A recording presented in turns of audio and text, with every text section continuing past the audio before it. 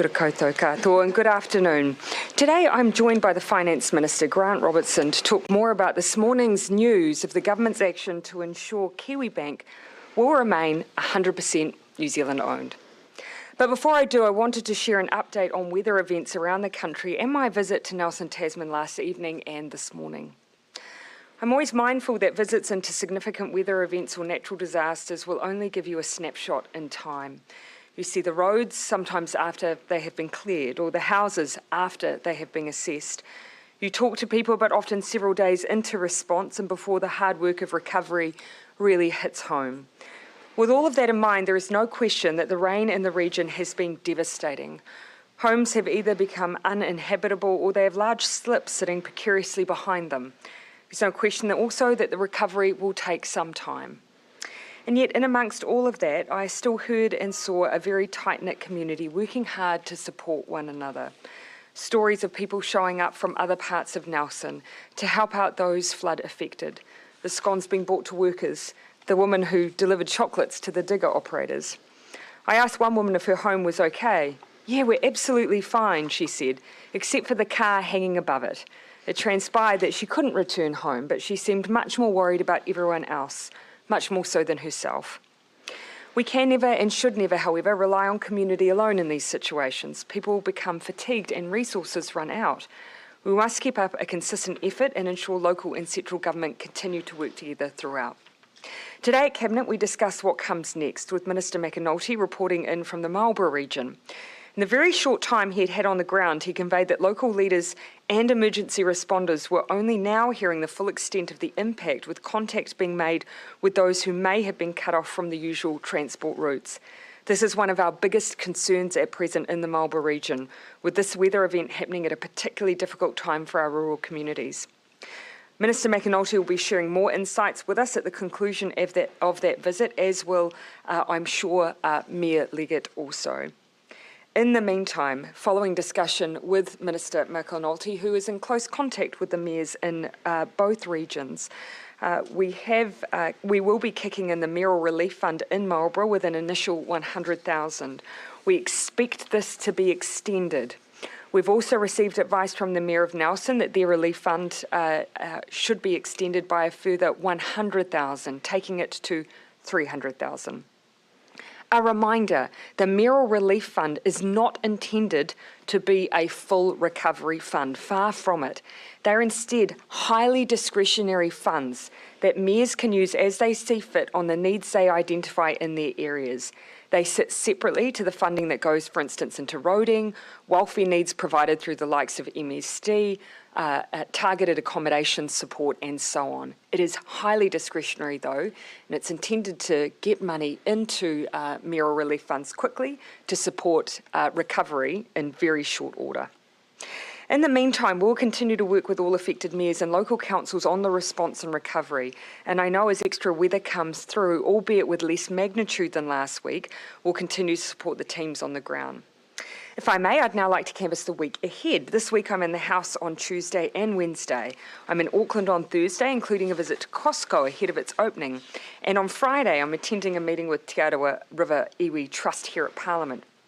Also on Wednesday, the government takes further significant steps to increase competition in the supermarket sector as decisions are made around the wholesale regulatory backstop, the way in which the supermarket's background is open up to other parties.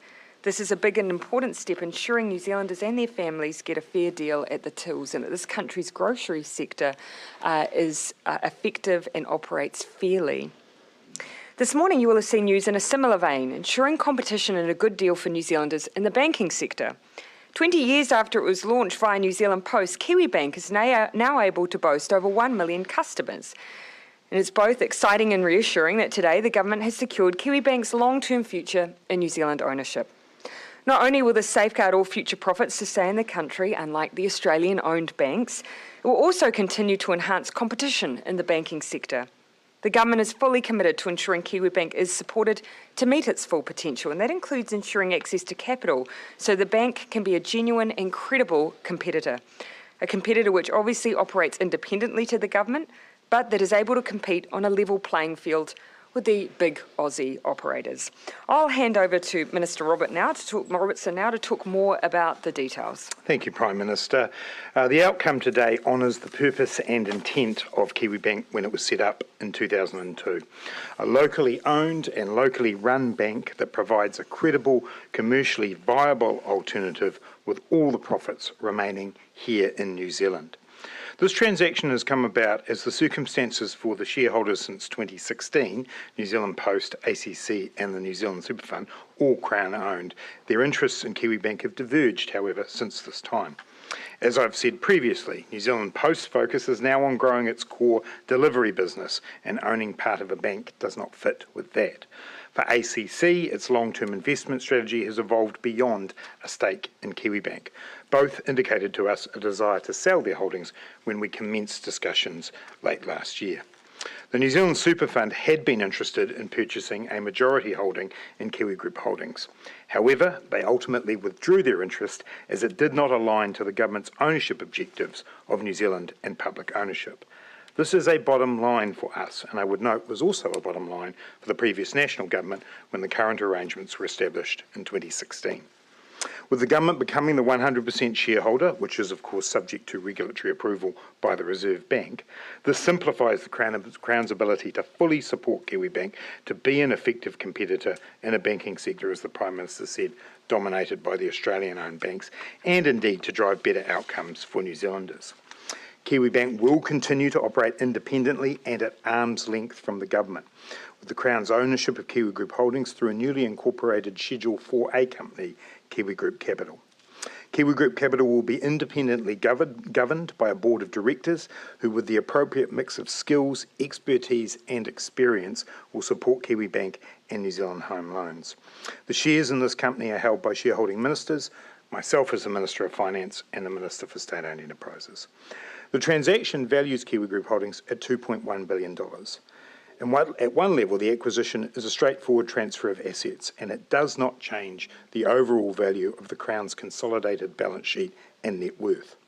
The government does have to fund this transaction, and this will be through the government's multi-year capital allowance.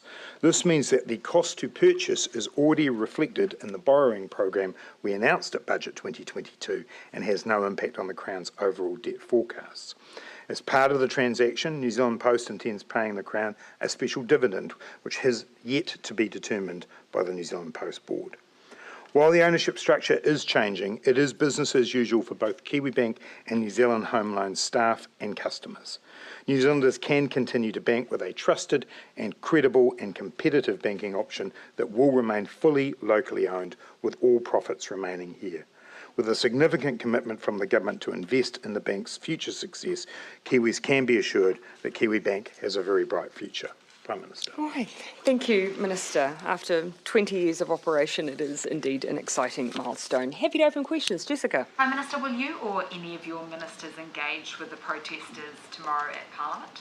Oh, look, that's certainly not my intention. I haven't heard that intention from any of our other members. But what I can say is Parliament is a place where, of course, over many years we have welcomed peaceful and lawful protest.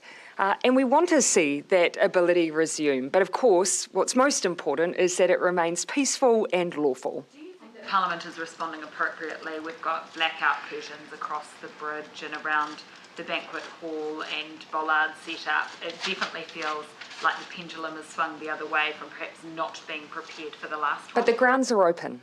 So I think here you can see Parliament working very hard to make sure that we're balancing our responsibilities as a democracy that has historically and will continue to welcome peaceful and lawful protest. It's part of who we are as a nation. But of course, we did have a recent experience that came at great expense to Parliament and its grounds. So it's only natural to see those extra assurances in place to make sure that that protest occurs in a way that doesn't leave significant damage in the aftermath. Minister, online, and then to you, Barry. Freedom and Rights Coalition say that tomorrow they'll be holding a people's court in which the New Zealand government will be tried for crimes against humanity. Have you got an updated security threat or concerns about tomorrow and this messaging that they're sending out? Look, ultimately, the way in which a protest conducts itself will ultimately be for the organisers. What we're making clear is that Parliament is a place where we will, of course, continue to welcome peaceful and lawful protest. But again, we're really imploring people, peaceful and lawful. It's, I think, the best foundation for us to make sure that we have, again, a rigorous democracy, but one that doesn't undermine the security of the people who work in this place, but also those who work and live in the surrounding areas of Wellington. On my own individual security, you can imagine that wouldn't be something that we would tend to comment on, but I'll be treating it as business as usual, and you'll be seeing me here all day as per usual on a Tuesday. Calling for a snap election, is that anything you'd be interested in doing? No, perhaps you might wish to ask them on what basis. Yes. I'm not entirely sure of actually the purpose of the protest tomorrow either, but that's for them. Barry. The Labor caucus, of course, tomorrow will consider the Gaurav Sharma expulsion. Yeah. Why don't you simply set up an inquiry? Allegations have been made on both sides, and yet neither side has been tested in terms of information, hard information out there in the public arena. Well, actually, I'd like to think that we've stuck just simply to the issue at hand throughout, Barry, rather than getting into allegations. But ultimately, as I've said here a number of times, there has been no basis to the claims that have been made. And I think we do need to have thresholds before we launch into things like inquiries that, of course, come at considerable expense and stress and anxiety to the staff that would be drawn in. And if I may, that is the reason we are having this conversation in the first place. We had a Member of Parliament that work was done to performance manage because there were complaints about their behaviour within their office. We seem to have lost very quickly the focus on that core reason in the first place. You made inquiries as to who the MP that he says he spoke to was? No, as in talk to the, well, obviously caucus hasn't met, but actually, Barry, my take on that issue as a whole, I don't want to get into a tit for tat over a secret recording. I don't think the fact that it happened in the first place was appropriate. Also, it happens to be my personal opinion. This was most likely someone who believed that they were helping in what is a very difficult situation for the Labor team. Doesn't it show, though, that you could have more trouble on the backbench than what you anticipate? No, I don't believe so. And again, we have a very large caucus, but a team that we've all worked very hard to make sure that they are well supported. We've been discussing in recent days some of the professional development that we work on, for instance. And the fact that we have this situation in the first place actually demonstrates the hard work we've been doing to make sure that we have the best and most well-functioning team we can. But again, issues will arise. We continue to do what we can to deal with them most appropriately. Caucus will make its decisions tomorrow. Thomas, and then I'll come back to Amelia. Dr. Sharma has provided screenshots of the Labor caucus WhatsApp group, which says that the messages from Kitty Allen saying that private correspondence to ministers' offices under their ministerial hats is less than desirable because it can be OIA. I've read the message and I'm not sure I would characterise it in that way. But he sort of suggests that proves that backbench MPs are being told not to put stuff in. Absolutely not. In fact, what you can see there is a minister who is concerned as a decision-making minister. She's Minister of Conservation, remember. She makes decisions often where she needs to ensure that no one seeks to compromise that decision-making. It's only appropriate to remind MPs that it wouldn't be appropriate to lobby a decision-making minister. And if you do, of course, that would be information that would be released. So you can see actually there clarity that should that occur, it will be public information. What would these MPs be talking to the minister any about? number of things, Thomas. Remember, decision-making ministers might, for instance, have signing rights on decisions like fast-track resource consenting, just for example.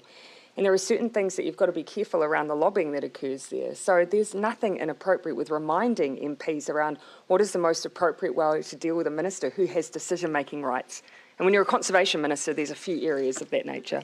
Doesn't the lobbying still happen? I did say Imogen.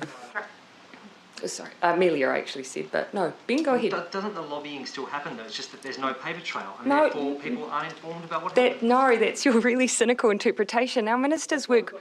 No, that's why ministers work really hard to make sure that where they do have decision-making rights, that they treat those situations very carefully. We take our job seriously. We often can be judicially reviewed on the basis on which we make decisions. We do need to make sure that we that we undertake those decisions with due caution, and it's important to make sure colleagues know how seriously we take that as well. Yeah, Amelia. Yeah, just back to the professional development sessions on that Monday, the 8th of August. In that panel discussion with about the LLO versus ministerial officers, were MPs in that meeting told to not make a paper trail so it couldn't be OA aid? So we'll be releasing the response that we'll provide the Ombudsman. Look, and if I may say, if I was the Ombudsman and I heard allegations of that nature, I probably would have raised questions with us too. The fact is, though, that what has occurred in this professional detraining session has been completely misrepresented. It will provide some more context, but in it, for instance, it acknowledges that a question was asked where MP raised a situation where a constituent's personal information was released in an OAA and concern about that. You can imagine that in responding to that, we would talk about where the law takes effect and where it does not. This is information that MPs need to know. And so, again, unfortunately, we find ourselves in a conversation where we've got a complete misrepresentation of the situation. And just ahead of that caucus meeting tomorrow, is there any way that Dr. Gaurav Sharma won't be expelled from the caucus tomorrow? It's a decision for caucus, and in the same way that the meeting he chose not to attend was a decision for caucus, I cannot give you a final position until that meeting occurs. Will he be attending tomorrow? I do not know. Our caucus rules are very, very clear, though, that for an issue of expulsion, a member has to be given the right to attend and speak, and of course we follow our rules closely. Encourage him to come along? Oh, of course, as I would for the last meeting as well. I think a natural process, a justice process, really is dependent on someone engaging in it. Unfortunately, he has chosen not to date, and nor has he chosen to engage in the offer of independent mediation. I would prefer to engage directly, though. In terms of that process itself, what exactly for the layperson does that look like? So you go into a room, let's say he's there, one person stands up and says, "This is my view." What does that process look like? Well, that might be something we'll have to wait until after the fact. I'm not going to theatrically script a meeting with, ultimately, people who are his colleagues. Yeah, Joe. Meetings tonight? Given there is a possibility that Dr. Sharma might turn up tomorrow, how do you go about having conversations with the caucus that you don't want to get out into the public?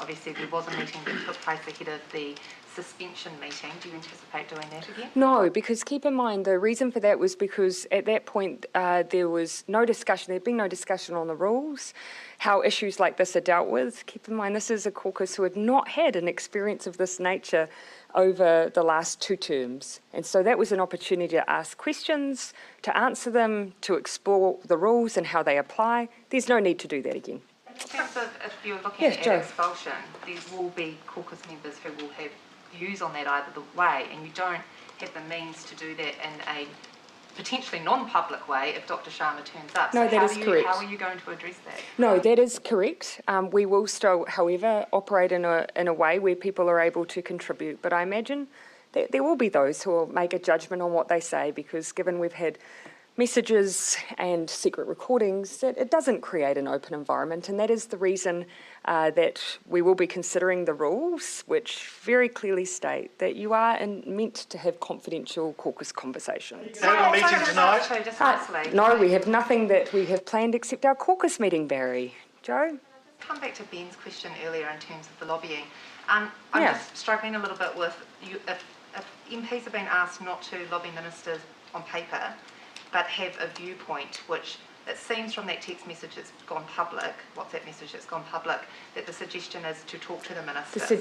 What's the differentiation? The suggestion between is lobbying and understand whether or not it compromises the minister's decision-making rights. So have an understanding of whether or not it's an issue where it is appropriate to put it to write with your concerns, or whether or not it may compromise the minister. So the verbal conversation that Minister Allen was asking to take place was to be able to make a judgment call about whether that conversation It was appropriate. That is or my not. understanding, yes. Should the expulsion motion pass tomorrow, is it Labor's rules that they'll automatically go to the board to cancel his membership, and then what's the process? No, good question. Separate process. So caucus would need to make a decision to refer the matter to the party. And of course that referral doesn't just or couldn't just come from caucus, it can come from members as well. the Electoral Integrity Act, would that have to be brought up within caucus? Would that have to be voted on? That is not something that at this stage that we are intending to discuss or indeed to trigger. Top of mind for us is not to cause undue expense to the taxpayer. There's also been a YouTuber from Australia that says that they've been denied entry into New Zealand. Have you been briefed on the situation? I've only what I have seen in the public domain.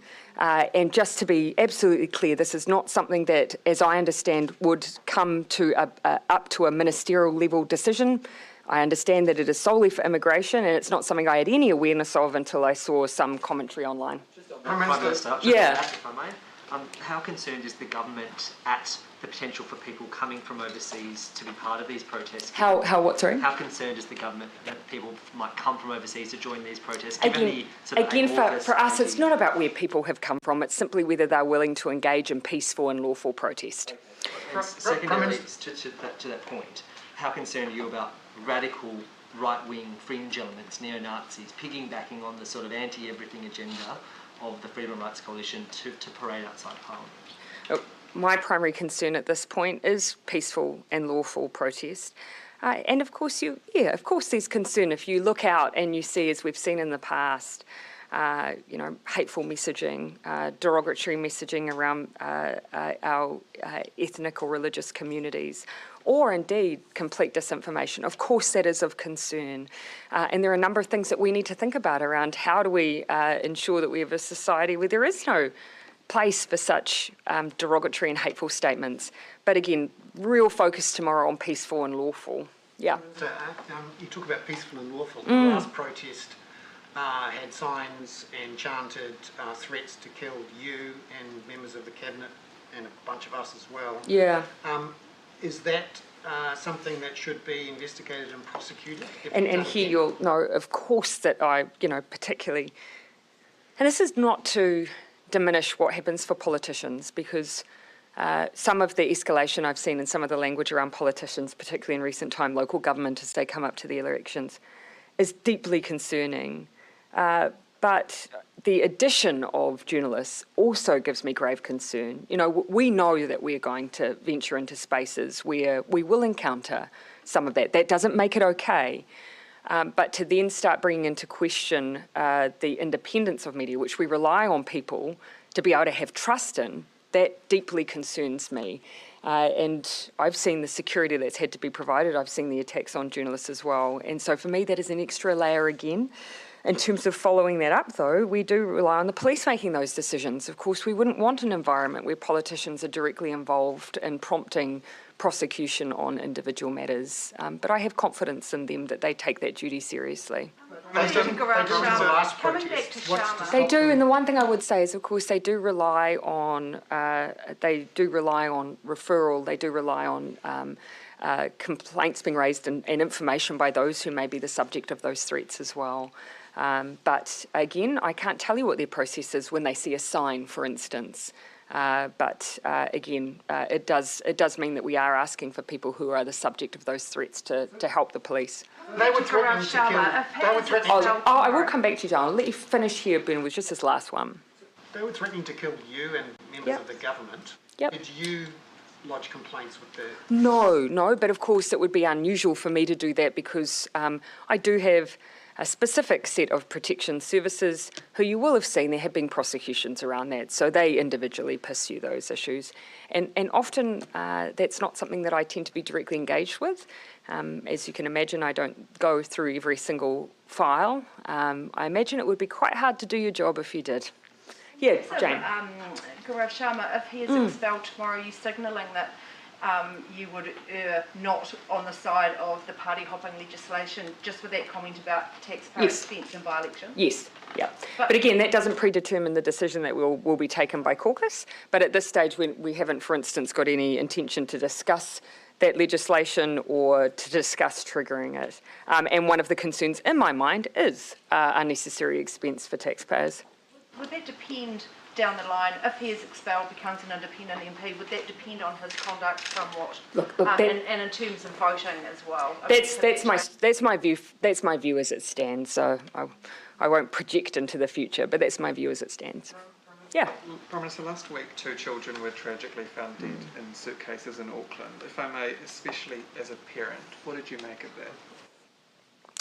I will be cautious because these are very current lines of investigation, and we need to let the police do their job. I find any reporting that involves children very, very difficult, but I think everyone does. Our kids. Yeah, Isabel. Mr. Robertson, the Kiwi Bank purchase. Yeah, thank you. The Kiwi Bank purchase, is it a bailout in disguise because of a diminishing business model of New Zealand Post? Absolutely not. What this is making sure that a banking institution that we think's got a really important role in New Zealand stays Kiwi owned. And when the 5-year exit limit came off last year, we began discussions. 2 of the shareholders didn't want to carry on because their investment strategies had now changed. The super fund had some interest in carrying on, but they wanted a level of flexibility which effectively would have been around the potential for foreign ownership or final sale to foreign entities that we simply couldn't do because our bottom line was to stay Kiwi owned. Kiwi Bank's doing well. It's a good business. It performs an important role in giving New Zealanders a viable alternative for a New Zealand owned bank, but also can play that role of disruptor and making sure that the other banks play ball. So no, far from it. Yeah, I'll come, Luke, and then. Mr. Robertson as well. There's heaps of competition in the banking industry. Why does the government need to own a bank? Because we strongly believe that a New Zealand-owned bank that can compete, and it's not as big as the Big Four, we all acknowledge that, but it can play an important role. A lot of New Zealanders want to have their banking with a bank where they know that all the profits stay here in New Zealand. We'd also be having a very, very different conversation today if the outcome of the discussions had been that we had allowed Kiwi Bank not to be majority New Zealand owned, or 100% New Zealand owned even, because that would have been against our commitments that we've made as a political party. I think it remains an important part of New Zealand's banking landscape, and I'm really proud actually that as a government we've stepped up and said we will keep 100% Kiwi ownership. Joe? Not on Kiwi Bank, but for Minister Robertson. There has been some commentary about the role of deputies within parties in terms of being approached when there are issues. Obviously, the Prime Minister, Labour leader, is particularly busy and got a lot on. I'm not saying you're not busy, but either in your Deputy Prime Minister role or, I guess, have you had conversations with Calvin Davis as Deputy Leader? Have you ever felt that you should take on that role of, I guess, being accessible to MPs if there are issues, in the same way that the commentary has said, Annette King played that role for a number of years? Yeah. Do you see yourself as being needed to play that role? Minister Davis does play that role as well, but I'll let Minister Robertson speak for himself. I mean, I think all the senior ministers in our party are accessible. All of us have relationships of different types with MPs from multiple intakes. We operate, some de facto buddy systems and so on, where people work closely with MPs. Calvin is the deputy leader of the party, and so therefore he does have a particular role in that regard. And he does play a role where there are issues that need to be dealt with. Prime Minister also does, and has made that point multiple times to our caucus, that her door, or even if it's sometimes a virtual door, is open. So that does happen. I think that's one thing that's worth reflecting on. I think there might be an assumption that it's like taking on a new job and that you come into a new workplace not really knowing anyone. That's not the case. For Labour MPs to be in the position to often, this is not always the case, but often be selected as candidates either locally or for the list, it's because they've usually spent a reasonable amount of time in the party, they're known to individuals, they have relationships with individuals, and that does mean that once they are in our caucus, we've got pre-existing relationships that we can use to make sure that we're staying in touch. Everyone knows that 2020 caucus was particularly big. So did you take note and put in anything different or extra because of how aware you were of that group coming in? Yes, and well, you can see we've extensively, and I think the whips have shared extensively a number of the new initiatives that we had as a team to support our new members. And one of the events you've raised with me was one of those. I, for instance, went down and spent the evening with the class of 2020, just an open discussion around how everyone was doing, how their experience was. So I had a session that evening he wasn't there. But also, sorry, Prime Minister, if I just add for Joe, And then I was just going to add for Joe that the experience that the Prime Minister and I had when we came in to Parliament in 2008, there was very, very little of this kind of support provided. And over the years, I think our caucus, and I suspect others as well, have learned that actually we do need to do more, especially when you get a big intake. So actually there's been significantly more support provided to the 2020 intake than I can recall of any intake before it, and most definitely 12 or so years earlier with us. And that includes support in terms of managing people, which actually is at the heart of this issue in the first place. Sorry. Just, Yeah. has this episode of the last 10 days made you or the Labour Party think a bit about candidate selection? Oh, look, no more than we always do. You know, actually, something I've always been mindful of is that these are such important roles that, as much as possible, knowing candidates, having a good sense of their connection to community, we've got a number of processes in place to help us with that. But you know, there's always things that we can do to improve them. Yep. The party, in particular, of course, has a key role. My role tends more to be involved as a member of a list moderating committee, but I know Claire Zabo's done a lot of thinking on how we can improve them. But ultimately, with such a large caucus, I think that we by and large have an exceptional team, and it's generally worked very well. So do Jess? you think that the concept of independent MPs are fair? Because they effectively come in under the Labour umbrella and then are sitting there in Parliament outside of Labour. So in principle, is that fair?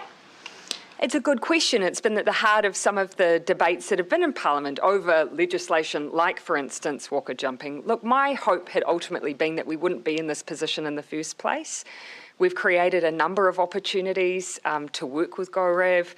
We use suspension rather than expulsion. We offered independent mediation. We have tried very hard because, in our view, yes, people in Hamilton West weren't just giving a vote to an individual, they were giving a vote to Labour representation. We've taken that seriously. Unfortunately, the member has chosen not to engage. Thomas. Sorry, Jane. Then, he seems to be attended. Is that the meeting that he referred to where the OIA was discussed? And are you saying he wasn't at that, or is that a different one? Same evening, different session. Yeah. But was he at the other? I am told, yes, later on. Yeah. How are you sort of feeling personally about the issues that have been raised in the last week? You've been called a liar, essentially, and serious allegations have been made about the way that your office is run, and the relationship with one of your MPs is, I'm guessing, being destroyed. Well, how has that made you reflect on how you're feeling about the relationship with that MP? I think the thing that if I'm honest, I found the most difficult is that we've seen these just blatantly incorrect statements made about people who I see work very, very hard and who I see them operate up close, and they go out of their way to be supportive and helpful.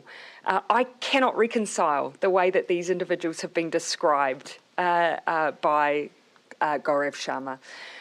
And I find it very hard to see them being attacked. When it comes to me, I rely on the fact that I hope that over time people have gotten to know me. But of course, I, at the same time, reject the statements that have been made. The final point, it actually has reminded me of what otherwise a fantastic team we have. I've been in caucuses where we've had repeat issues. We have not. We have one situation which I consider hugely unfortunate because there's been ample opportunities to resolve this and we haven't been able to. So I'm very sad about that, but I'm also sad for the people who are being attacked. Around defamation have been raised over the weekend with regard to some of the things that Dr. Sharma's been saying. Do you expect to see any more of that? And would you be talking to your caucus if they feel defamed by him? Well, I am concerned about the idea you can simply make statements that are just incorrect and they can then just sit there. But look, no, from my perspective, no. But I do have concerns for staff members, but nothing formal or anything like that. Really, I would just ask, we're members of the Labour Party. Our job is to look after the people who work for us. He'd do well to think about that.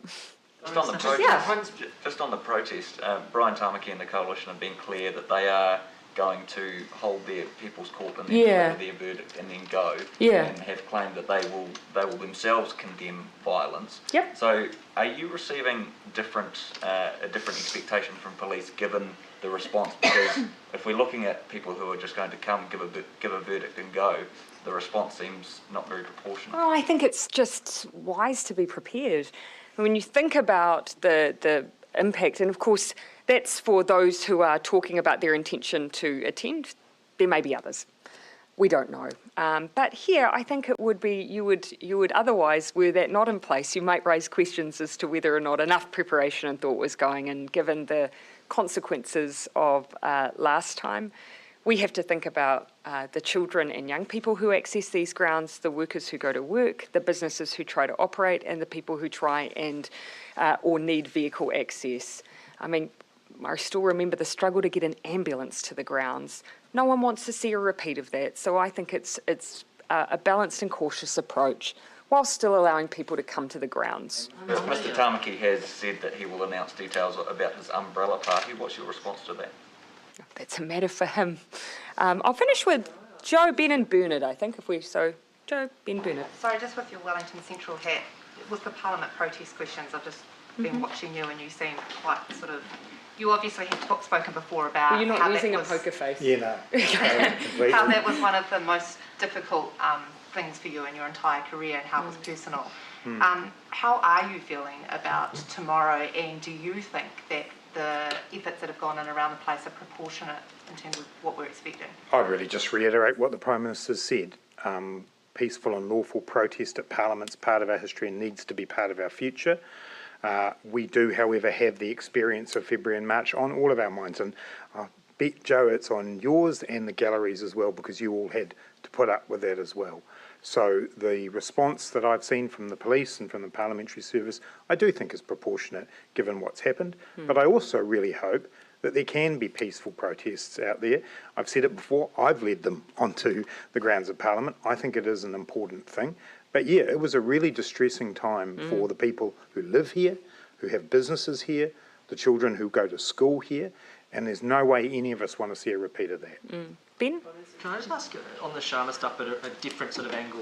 Does it make you reflect at all on the power balance in caucus and in Parliament, and how much power is actually given to the backbench, and whether they're able to speak their minds on different issues? Because in Australia there's obviously a grand tradition of backbenchers speaking out. It doesn't happen so much here because of the electoral system and other reasons. And I was just, it struck my mind reading our departed colleague Henry Cook's column in the Manchester Guardian about, ruling with an iron fist, and it did strike me that that's actually that's close to the line. I'd like to think no one would characterise me in that way.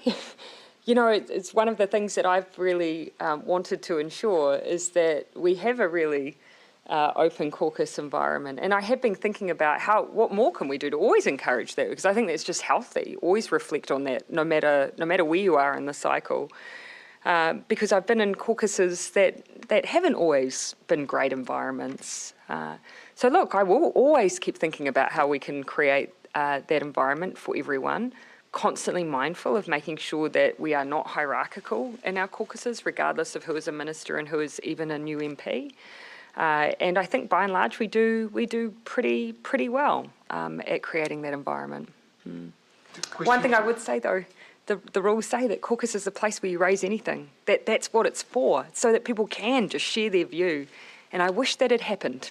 It's interesting though, isn't it? The rule that you broke was speaking out, wasn't it? Well, no, actually, no. It's actually, at the heart of the issue is not necessarily the original communication, but all the conduct thereafter. You can see that after the first statements I made after that original article, very much concerned about how we can resolve the issue. Then even the decision to suspend, again, trying to offer independent mediation, trying to resolve the issue.